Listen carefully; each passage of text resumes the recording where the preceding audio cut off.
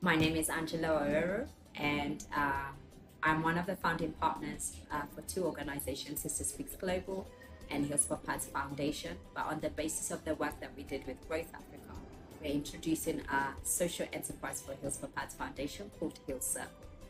We live in a world where social media is free, so use it. Use it to your advantage, use it to share what you do, because no one knows what you do unless you share it. So I definitely say set a goal and start, and then find people who can give you constructive feedback in order to ensure that you're moving in the direction of how your idea will come into motion. And use social media. Use it, share your work. You really never know who it's gonna stumble upon, and they might be the person that will give you the opportunity you're looking for. Oh gosh, being an entrepreneur is a really difficult journey. Challenges I experience on a daily basis. First of all, emotional challenge, because you have days where you're good and you're charged and you're ready to go, and then there are days where you're less motivated, you're feeling less encouraged, you really don't know how to move forward and navigate, so it becomes hard to know whether today is going to be the day you crack the deal.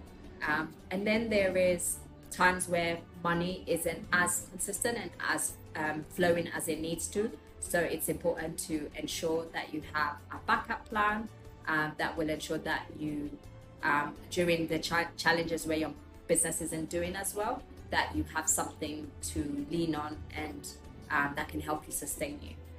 So you can come up with an idea and you think it's gonna make sense, and then you try to translate it in the field and it doesn't work. So it's really important to do your research, to identify what makes sense. So using the foundation, for instance, so we have the fundraising tool. So we seek hills to be donated to us. We've partnered with people like Icon and the Junction Mall to increase our donation pool.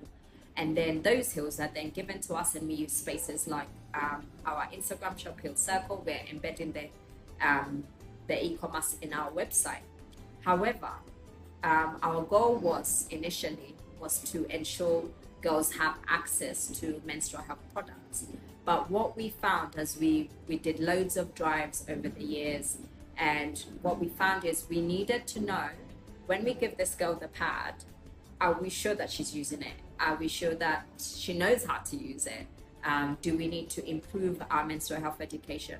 And so we embedded the Adopt a Dispenser project, which just basically means that we put pad dispensers in schools, and then we give girls a confidence card that allows them access to use the machine. And the back end of this dispenser has M&E, so we're able to track the usage of the dispenser, we're able to track the frequency, and then this kind of helps us identify how frequent we need to do our courses, what kind of interventions that we need to have in order to teach them from seeing it as an emergency to their own resource that they can use while in school. So that's why I said, have your idea, test it out. Start small, test it out to see if it works. And over time, you'll be able to tweak your innovation to suit the people you want to serve, or the opportunities you want to increase, or the outcomes you're seeking to gain. So the first thing I would recommend is, as much as you're doing the things that are practical and physical activities, identify how you want to appear online, and identify what is it that you're trying to sell or trying to promote, or which narrative are you trying to push. Identify people who have a personality or are within the area that you are. For instance, if it's tech, look for people who do tech that can promote what you're trying to push, if it's a service or a product. So identify people that you can associate with and find ways to collaborate with other organizations.